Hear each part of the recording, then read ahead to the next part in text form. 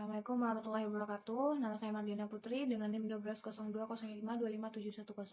Baiklah, saya akan mempresentasikan materi studi Al-Quran tentang nuzul Quran. Nuzul Quran terdiri dari kata nuzul dan Al-Quran secara harfiah, yaitu menurunkan sesuatu dari tempat yang tinggi ke tempat yang rendah. Sebab Al-Quran tidaklah berbentuk fisik ataupun materi. Nuzul Quran yang dimaksud adalah pengertian majazi, yaitu penyampaian wahyu kepada Nabi Muhammad SAW dari alam gaib ke alam nyata melalui perantara malaikat Jibril. Pada turunnya Al-Quran itu ada 3 proses yang memiliki 3 periode. Yang pertama proses di mana tidak seorang pun yang mengetahui apakah keberadaan Al-Quran di Lauhul Mahfuz dibawa oleh Jibril atau tidak, hanya Allah yang tahu. Namun Allah Subhanahu wa taala telah memberitahukan kepada kita lewat firman-Nya. Yang kedua yaitu proses turunnya Al-Quran dari Lauhul Mahfuz ke langit dunia, yaitu suatu tempat yang dikenal dengan nama Baitul Izzah. Apakah Al-Quran itu diturunkan secara keseluruhan setelah kenabian ataukah sebelum kenabian? Namun pendapat yang lebih kuat bahwa Al-Quran diturunkan secara keseluruhan di Lauhul Mahfuz ke langit dunia sebelum kenabian. Yang ketiga yaitu proses di mana turunnya Al-Quran dari langit dunia kepada Nabi Muhammad SAW, yang mana pendapat tersebut menyebutkan bahwa Al-Quran diturunkan ke langit dunia pada 20 malam kemuliaan, yaitu Lailatul Qadar.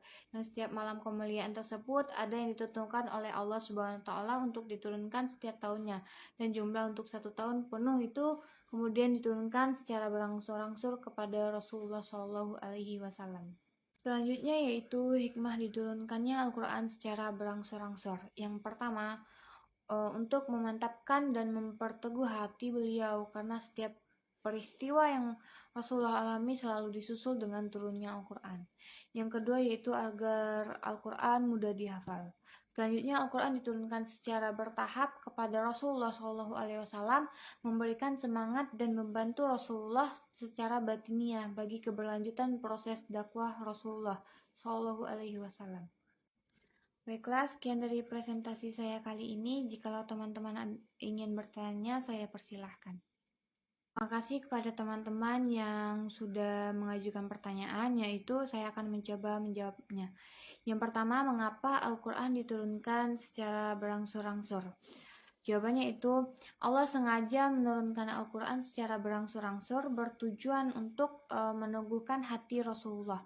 Sebab wahyu yang turun secara bertahap menurut peristiwa, kondisi, dan situasi yang mengiringnya tentu akan lebih kuat menancap dan terkesan di hati sang penerima wahyu, yaitu Rasulullah. Yang kedua yaitu, apa hubungan malam Lailatul Qadar dengan nuzul Quran? Lailatul Qadar adalah tahapan pertama dari proses turunnya Al-Quran. Kemudian dilanjutkan dengan nuzul Quran sebagai peristiwa turunnya Al-Quran yang dilakukan secara berangsur-angsur. Baiklah, terima kasih kepada teman-teman semua yang sudah memberikan pertanyaan dan juga sudah saya jawab. Maka dari itu, pada presentasi kali ini saya akhiri. Jikalau saya ada salah kata, saya mohon maaf. Saya akhiri dengan Assalamualaikum warahmatullahi wabarakatuh.